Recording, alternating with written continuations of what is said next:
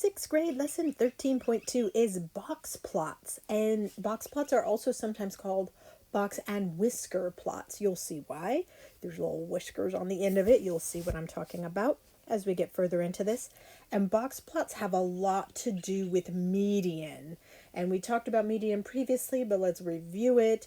Median is like that center section of the freeway, the middle of it, so that you don't run into the other cars coming the opposite direction. It's the middle.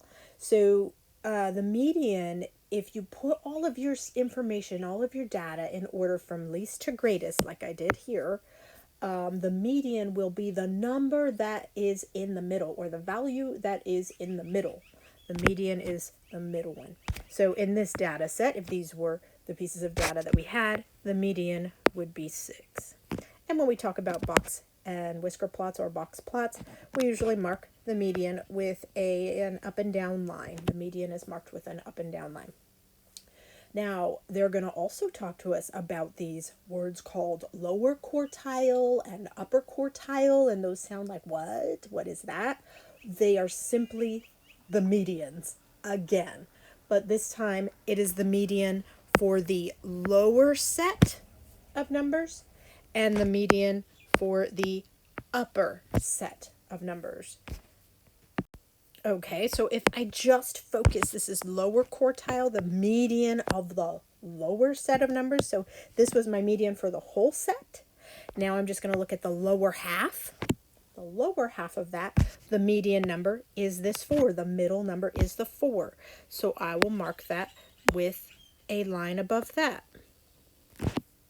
Then the upper quartile is the median or the middle number of the upper half. Well, I marked the median of the whole thing. That split it in half, right? So the upper half is all of this, and the middle of that is this number right here. And we mark that with a line, up and down vertical line. And then what we do is we connect those lines and make a box plot. It's all about the medians, where the upper median or where the actual median is, and then the median of the lower half of the numbers is the lower quartile, is what we call that median, and the median of the upper half of the numbers is called the upper quartile. So there's just really fancy names for the upper median and the lower median. Okay, and that's a box plot, and we're going to practice a few of those. The reason it's sometimes called a box and whisker plot is that you always mark the lowest piece of data in the set with a dot and the highest piece of data in the set with a dot, and you connect them to the box. Those are the whiskers. So let's have a look at these in action, box plots in action. All right, here is a scenario. Let's read the scenario first. In 1885, way back in time, a pair of jeans cost $1.50. Can you imagine? They cost like $50, $60, $70 now. $1.50 for a pair of jeans. Today, the cost of jeans varies greatly. It changes greatly. The chart lists the prices of jeans at several different stores. What are the median, lower quartile, lower half median, and upper quartile, upper half median, of the data? So here's the price of jeans: 35, 28, 42, 50, 24, 75, 47, 32, 60 at different stores. The first step we have to do is order all of those numbers from least to greatest, and they did that for us. Thank you very much. So these were all of these, but now ordered from least to greatest. And you do, in order to do a box plot, you do need to do that step first. Then we find the median, the middle of these numbers that are ordered least to greatest. Now I'm going to count up how many numbers are there. 1, 2, 3, 4, 5, 6, 7, 8, 9. There's an odd number, so I know there's going to be one number right in the middle. If there wasn't one number right in the middle, then I would take the 2 that are right in the middle, add them together, divide by 2 to find the number that falls right in the middle. But here there's 4, so to find that median, we just kind of work our way in,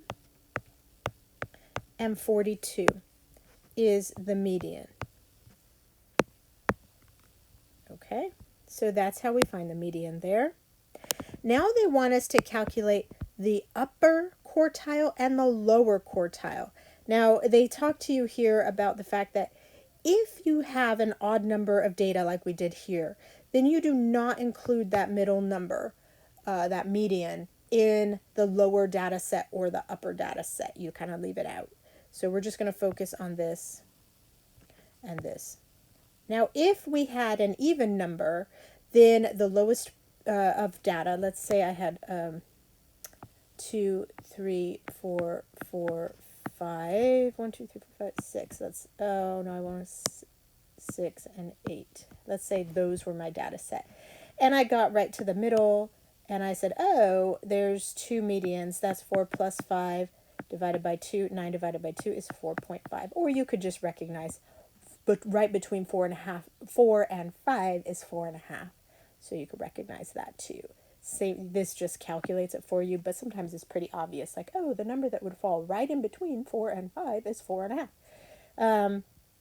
If what they're saying to us here is if you had two numbers in the middle of your as your median that you had to kind of put together and find a number in between, then yes, they get included. The lower one gets included in the lower section and the upper one gets included in the upper section.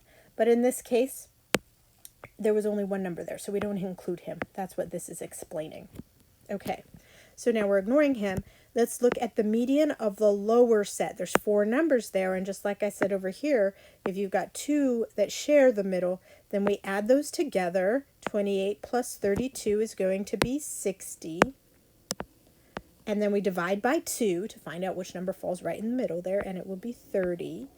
So our lower quartile will be 30.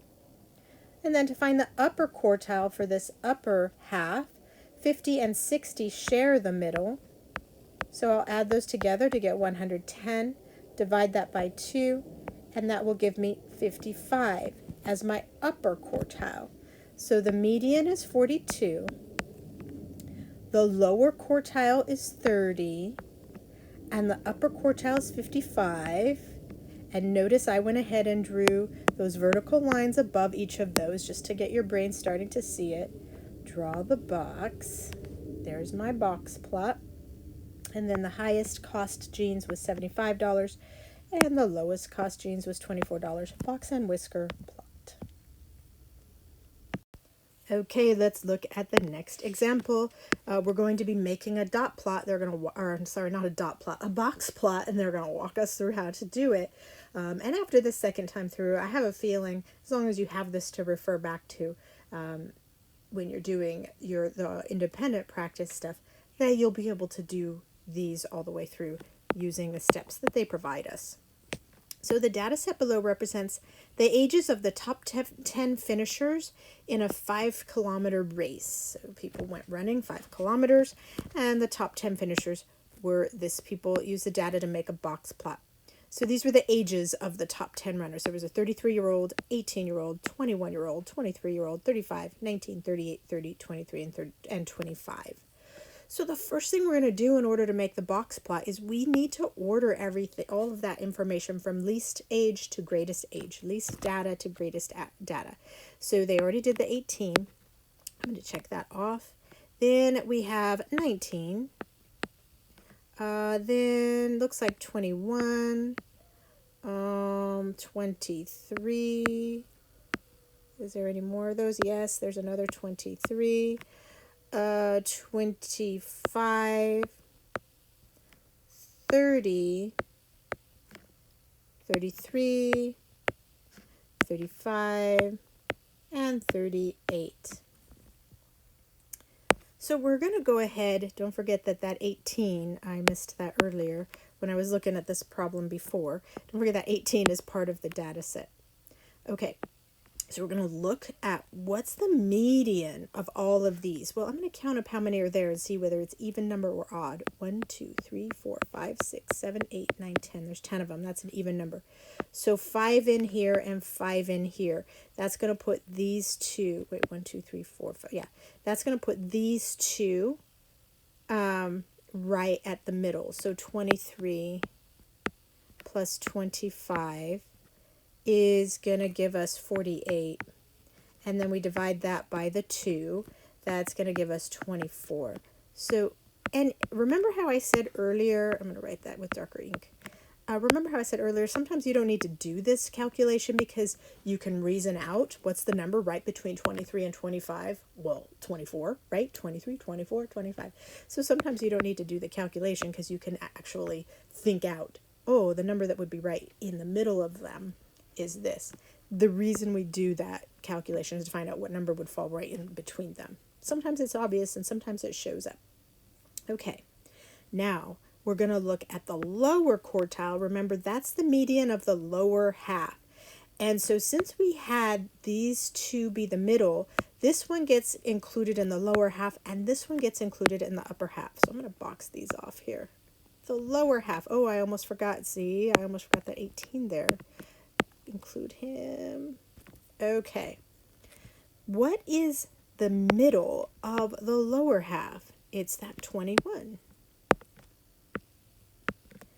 And then that's the lower quartile, fancy word for the median of the lower half.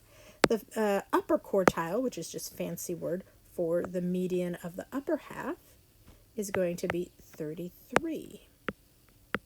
Okay, so now I just go mark my 3 different medians. The actual median, which is 24. The lower quartile, which was the median of the lower half, which is 21. And the upper quartile, which is just the median of the upper half, which was 33. 1, 2, 3 right there. I mark those with vertical lines. I connect the tops of them and the bottoms of them to make a box plot. Then I take the greatest age, mark it on there. It was 38, 35, 36, 7, 38 right there. Whisker. The youngest age, 18, right here. And what this tells us is that this set of data, the majority of the ages were in this 20 to 35-year-old area, 33-year-old area, the majority of them were, with more of them. The reason this median is shoved over this way in the box a little bit is because more of them were in the 20s and under range, 25s and under range, than were in that upper 30-year-old range. So you'll see that median move depending on how many repeats you have over here. And it gives you a visualization of where the majority of the data was at. If we saw that same thing on a dot plot, just so that you can compare the two, I'll go ahead and draw out the dot plot. I'm going to pause this and draw out the dot plot so you can see the comparison. Okay, and I decided just to put the dots right over the box plot, just so you can compare the two. You can see that there's a lot of dots over here. That's why my median was shoved over this way in the box. And then this is more spread out in the 30-year-old range. It's spread further apart. So the reason my median sneaks over inside of the box this way is because more of the data is sneaking that way. So it's just another way of showing data so that you can see how the information, let's see the patterns in the information. Would the box plot change if the data point for 38 years old was replaced with 40 years old? So if I went in here and said, that guy actually was 40 years old. Since it didn't change the number of people there, it's not going to change my box because my median stays the same, my upper quartile median stays the same, my lower quartile median stays the same. I didn't change the value, the amounts of numbers that were there. So it doesn't change my box plot, but it does change my whisker, doesn't it? My whisker is going to end up moving up here more. So I would say something like, it will make the whisker longer on the upper side, but it won't change the box of the box plot. Word it how you want. But that one change in that one age wouldn't. Now, if I put a different number in here and I put 2 more runners in there in at whatever ages, then things are going to change a little bit. I'm just substituting one for the other, so it's not throwing me off that much. And it's on the end, so it's not throwing me off that much. Just the whisker on the upper side is all. Hopefully that's enough information for you to feel pretty confident about tackling this lesson. Use these examples that you've now filled in to help guide you through the process. I think you're going to do terrifically.